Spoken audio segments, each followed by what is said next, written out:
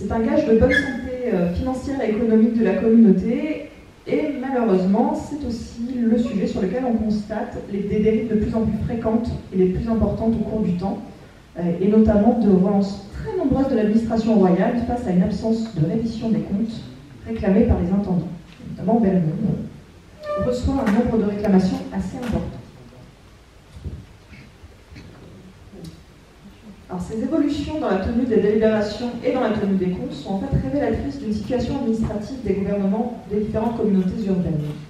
Puisque ces dernières subissent de très nombreuses réformes au cours du XVIIe et du XVIIIe siècle, dont les objectifs sont, sur le papier, extrêmement louables, mais qui renforcent de fait fréquemment les problèmes de concentration du pouvoir et n'améliorent pas au final la santé des communautés. Dans le cas de Belmont, le premier changement dans le temps est l'intervention accrue du juge royal. Il s'agit d'un officier du roi qui est donc par principe étranger à la communauté, et pourtant il obtient le droit par une sentence du Parlement de Toulouse en 1643 de siéger systématiquement au conseil consulaire, suite à un procès contre la ville. La seconde évolution, c'est un passage accru sous la tutelle de l'intendant. C'est une décision pour le coup qui émane d'une volonté du pouvoir royal et qui est systématique, qui n'est pas propre à Belmont, par le biais de réformes successives portées par Colbert, qui sont liées, d'après leur préambule, à des plaintes d'habitants de communautés et aux difficultés de gestion des villes. Donc encore une fois, des buts louables. Par exemple, en application d'un édit d'avril 1683, les comptes urbains sont soumis au visa de l'intendant et les actions en justice sont soumises à la délibération d'une assemblée municipale qui doit également être visée par l'intendant. C'est donc la perte de l'indépendance des villes pour rester en justice. La troisième évolution, c'est la nomination directe par le biais de l'achat d'office de postes jusque-là soumis à des élections. Ainsi, à compter de 1694 pour Belmont, est nommé un maire perpétuel qui peut convoquer le conseil et qui reçoit au nom du roi le serment des consuls à l'occasion des élections. C'est une conséquence d'un édit de 1692 qui crée un office de maire et d'assesseur dans chacune des communautés du royaume. Et encore une fois, le but de cette réforme, sur le papier, c'est l'amélioration de la gestion communale. Mais bien entendu, c'est aussi et surtout une mesure financière, puisque cela permet de renflouer un petit peu les caisses du royaume, tous les offices de ce type étant achetés par leurs bénéficiaires. Dans l'exemple que je vous diffuse à l'écran, nous avons un maire qui élit désormais symboliquement les consuls. Les consuls anciens, les consuls vieux, indiquent des noms, et c'est le maire qui choisit les noms des consuls modernes, qui sont ensuite approuvés par l'Assemblée. Enfin, à partir de 1747, on constate à Belmont l'apparition d'un échevin mi-triennal, un autre type d'office créé par le pouvoir royal en vertu d'édits échelonnés entre 1706 et 1709. Donc, il arrive relativement tardivement à Belmont par rapport à la création de ces édits. En l'espèce, à Belmont, la création de cet office occupe la place de premier consul, un an sur deux, qui est un privilège qui lui a été donné par l'intendant en 1751. Donc encore une fois, une perte franche de l'indépendance communale. Alors je précise que tous ces offices sont en fait alternativement créés ou supprimés à la fin du XVIIe au XVIIIe siècle. Vous avez des périodes pendant lesquelles il n'y a plus de maire à Belmont, l'office ayant été supprimé. C'est surtout lié, bien entendu, aux besoins en numéraire des coffres royaux.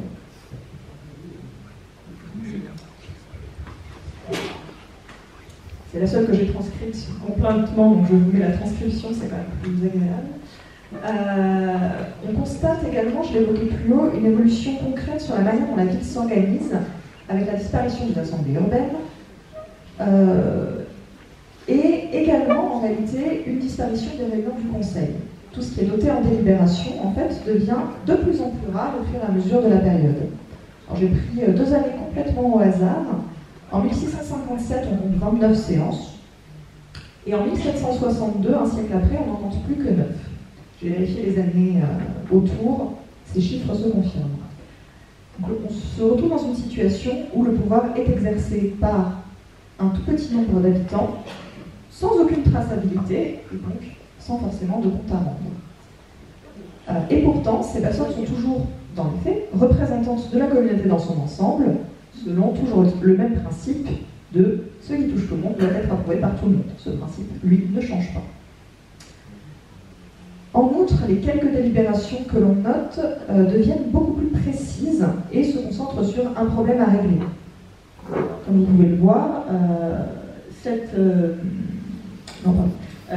délibération, vous avez là uniquement les deux premiers paragraphes. Le dernier paragraphe ne fait que quelques lignes. Et vous avez la totalité de la délibération par rapport à celle que je vous montrais au tout début. C'est évidemment beaucoup plus court. Et là, en l'occurrence, il s'agit vraiment d'un problème gravissime qui a imposé la délibération, puisque Belmont fait face alors à des pluies torrentielles qui vont demander de lever des fonds particuliers dans la communauté. Je précise donc que cette délibération, elle est donc datée du 27 novembre 1766. La suivante est datée d'avril 1767. Je vous donne une petite idée de l'absence de régularité. Il est assez compliqué, une fois qu'on a vu toutes ces évolutions et cette organisation qui se délite un petit peu au fur et à mesure du XVIIIe siècle, de savoir quel va être l'impact sur la population. Puisqu'en effet, ce ressenti de la population il est extrêmement difficile à quantifier, les sources ne permettent pas forcément de connaître l'état d'esprit. Et lorsque nous le connaissons, en réalité, il se focalise quasi systématiquement sur les questions économiques et notamment fiscales. C'est le cas général des cahiers de doléances en 1789. Dans la plupart des cas, la plupart des articles évoquent des problèmes liés à la répartition de l'impôt. Il y a assez peu de plaintes liées à d'autres problématiques. En l'occurrence, à Belmont, tout porte à croire que la situation économique et financière est très difficile. C'est visible dans les échanges au sujet des impositions, dont la levée génère systématiquement de nombreuses difficultés. Et il s'agit d'ailleurs du principal sujet des délibérations déjà dès le XVIIe siècle, mais ça croît au XVIIIe siècle. Les plaintes que cette situation entraîne donnent d'ailleurs lieu à de longs passages dans le journal de Richeprey, qui visite, je vous l'avais indiqué, la ville le 30 novembre 1780. Quelques exemples. Il est généralement reconnu que la communauté de Belmont est celle qui est la plus alivrée de toute l'élection de milieu. La communauté convient qu'une partie de son mandement est même excessivement chargée par rapport à l'autre. Et un peu plus loin, autrefois, il y avait un grand commerce à Belmont qui se trouvait sur le passage de Toulouse à Béziers. La construction du canal de Languedoc, qui a eu lieu entre 1664 et 1684, a détourné les voituriers. D'ailleurs, jamais le commerce ne s'est élevé à la splendeur qu'il avait acquise à Sainte-Afrique et au pont de Canaris. C'est même de ses actifs fabricants qu'il tirait sa principale subsistance. Donc, un constat sans appel de la part de Richeprey. J'avais évoqué également plus haut un autre extrait du même texte qui indique qu'une bonne partie des habitants a quitté la ville, ce qui a fait augmenter les impôts, ce qui fait que la ville perd plus d'habitants et fait également encore augmenter les impôts. Alors, il va de soi que les informations que rapporte ce texte, ce sont des témoignages d'habitants qui, bien évidemment, veulent faire baisser leurs impôts. Néanmoins, ce qui est assez particulier pour la ville de Belmont, c'est que Richeprey prend clairement le parti des habitants. Il va évoquer notamment des abus d'administration contre la communauté en termes extrêmement sévères, et je vais considérer qu'il me reste encore 5 minutes pour vous lire ce texte, qui est passionnant. On ne peut entendre sans frissonner les excès auxquels se portaient les ordonnateurs et les conducteurs des travaux qui se faisaient par corvée. Les abus d'autorité étaient sans borne. Des cavaliers de maréchaussée inspiraient la terreur sur les travaux. Les remontrances, c'est-à-dire les plaintes des habitants, étaient punies d'amendes et ensuite de contraintes. On violait tous les droits. La rapacité d'un piqueur procurait les exemptions. La mauvaise humeur d'un conducteur faisait traîner les malheureux corvéables dans les cachots. Quels étaient donc ces monstres qui administraient dans ces temps-là? Combien ne doit-on pas se méfier des atroces subordonnés qui les secondaient? Réellement sans appel. Alors je précise, parce que du coup ça m'a intrigué, j'ai été vérifié.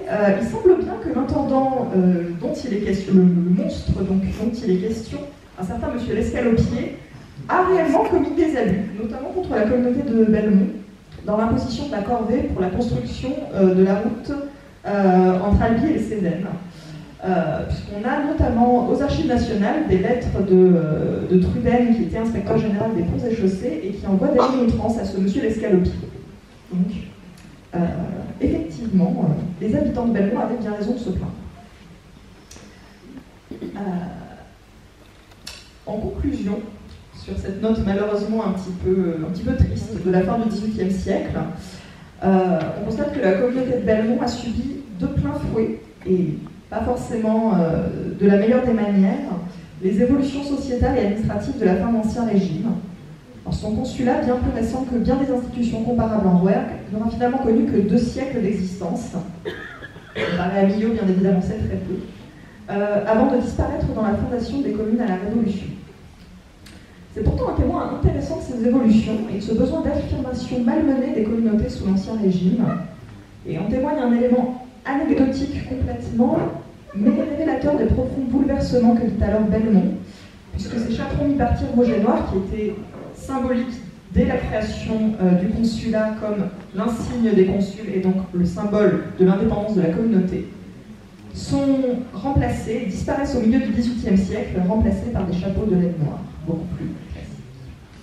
Je vous remercie.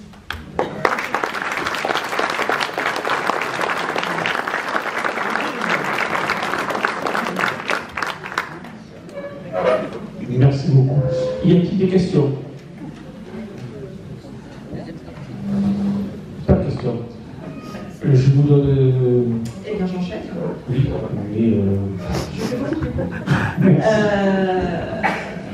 Alors, par rapport aux actualités des archives départementales, j'ai repris quelques-uns des éléments qui me paraissaient les plus intéressants directement. Alors, je ne vais vraiment pas rentrer dans les détails. Parmi les classements qui peuvent intéresser dans la salle, il y a des classements en cours d'archives de notaires qui sont indiqués en ligne et en salle de lecture. Donc petit à petit, nous classons certains des fonds notaires que nous avons collectés et nous avons également en cours un certain nombre de collectes. Donc, ont été intégrés aux archives départementales pendant l'été les archives de Saint-Jean-du-Bruel. Voilà.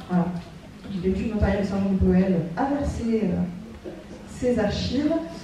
Il y a un versement prochain d'une étude liégeoise également. Donc nous avons, et la dernière était étudiée dans le Brac, je pense que ça intéressera moins les. De la même manière, par rapport à des choses qui peuvent vous intéresser directement, nous avons mis en ligne les tables des successions et absences juste avant l'été. J'espère que vous faites un usage poussé. Ce sont notamment des sources passionnantes pour les généalogies. Est en cours la numérisation des compois, de la totalité des collections de compois que nous conservons. Je précise, est en cours puisque nous avons en tout, en Aveyron, un peu plus de 1000 compois, qui sont évidemment des documents très fragiles, qu'il faut restaurer en partie. Je n'entre pas dans les détails, mais c'est un chantier qui ne sera pas terminé à la fin de l'année. Néanmoins, les documents qui, pour l'instant, sont bloqués à la consultation devraient, si tout va bien, revenir de numérisation début du mois d'octobre. Et ne seront pas mis en ligne immédiatement pour une raison interne, qui est la refonte actuelle du site internet. Donc, le site internet est en cours d'être complètement refait. Alors ce sera normalement relativement indolore, il ne va pas changer du tout autour, assurez-vous, c'est essentiellement, sans entrer dans les termes techniques, la partie que les archivistes manient qui va être complètement modifiée. Ce qui fait que nous ne pouvons rien mettre en ligne tant que ce site n'a pas été réinitialisé complètement. Je n'ai pas annoncé des dates, donc je ne suis pas certaine absolument que ça aura lieu, mais pour l'instant, on part sur une réouverture du site, sur une ouverture du nouveau site au mois de décembre. D'ici là, la mise en ligne, on risquerait de tout faire planter.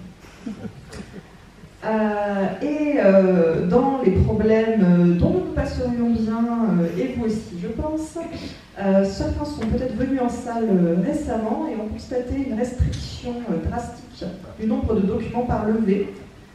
C'est bien involontaire de notre part et nous en sommes désolés, simplement nous n'avons plus du tout d'ascenseur pour aller dans les magasins qui sont au sous-sol.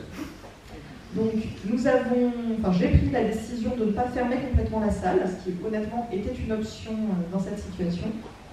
J'ai pris plutôt le parti de restreindre à un document par levée par lecteur, étant entendu que c'est à la considération du président de salle également, c'est-à-dire que s'il y a 2 personnes en salle, les collègues seront en mesure, bien évidemment, d'amener potentiellement plus de documents, mais ils pourront tout à fait revenir sur cet aménagement dès lors que plus de personnes arrivent en salle.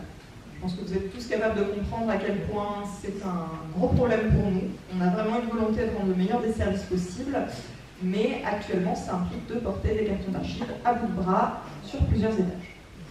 Donc, quelque chose de potentiellement dangereux.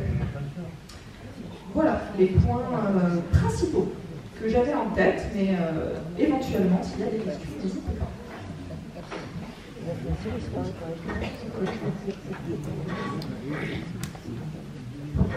Oui.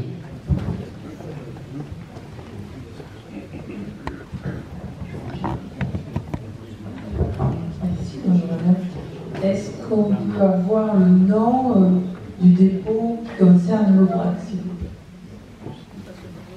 Quel est le nom? Oui, bien sûr, c'est une étude de l'AIE. D'accord.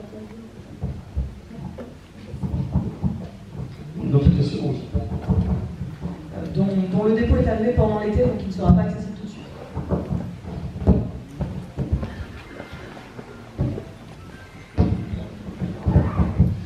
Une triple question. Je voudrais savoir si sur l'Aveyron, la grande collecte a été fructueuse. En ce qui concerne la CAD 14, la colonisation par exemple. Deuxième question, est-ce que la part de documents numérisés est importante? Troisième question, est-ce qu'il est envisagé prochainement une mise à ligne de ces documents? La part des documents numérisés dans la grande collecte? Oui. D'accord. Alors, est-ce que la grande collecte a été fructueuse?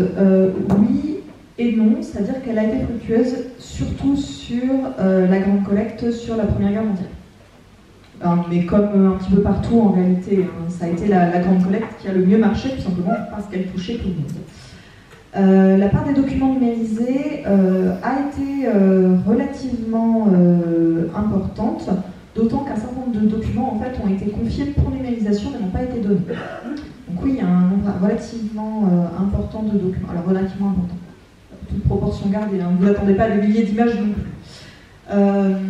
Ceci étant, oui, il y aura un projet effectivement de mettre en ligne ces documents, dans les cas où les propriétaires ont accepté la mise en ligne. Et on restera encore le nombre de possibilités.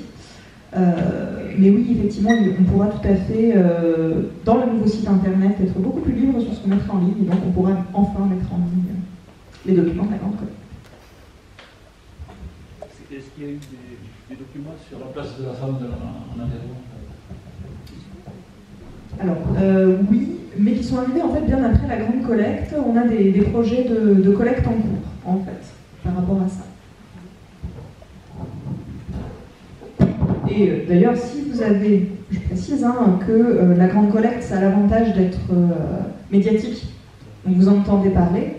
Il va de soi que si vous voyez, si vous avez vous-même des documents d'archives qui peuvent, selon vous, être intéressants pour l'histoire de l'Aveyron, il ne faut évidemment pas hésiter à nous contacter, étant entendu que cela dépend également en ce moment malheureusement de leur masse, puisque comme je pense beaucoup de gens dans la salle le savent, nous sommes saturés en attente de la construction prochaine d'un nouveau bâtiment. Donc.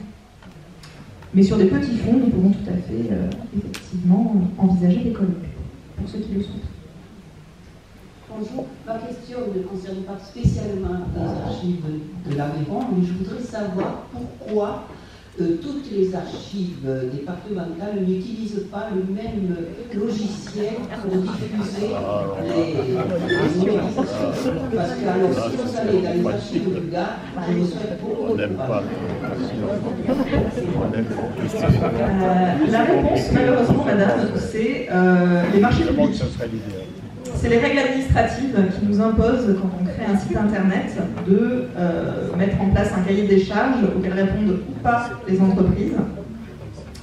Et ce sont uniquement, en fait, systématiquement, hein, ce sont des entreprises extérieures au département qui créent les sites internet. Et donc tout dépend de qui a été le lauréat du marché public. Donc nous n'avons pas complètement la main.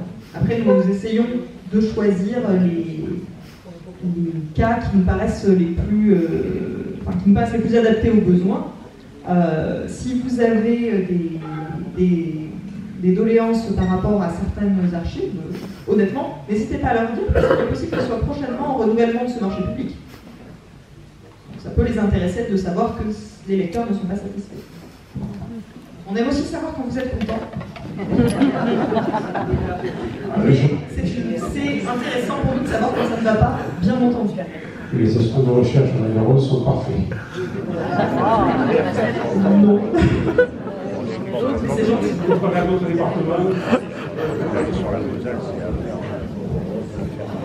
Je voudrais savoir si avec la refonte du site, la qualité d'image sera meilleure à l'écran des documents. Alors ça, malheureusement, ça va dépendre. C'est-à-dire que nous faisons des frais en Aveyron de notre... du fait qu'on a été très en avance pour la numérisation.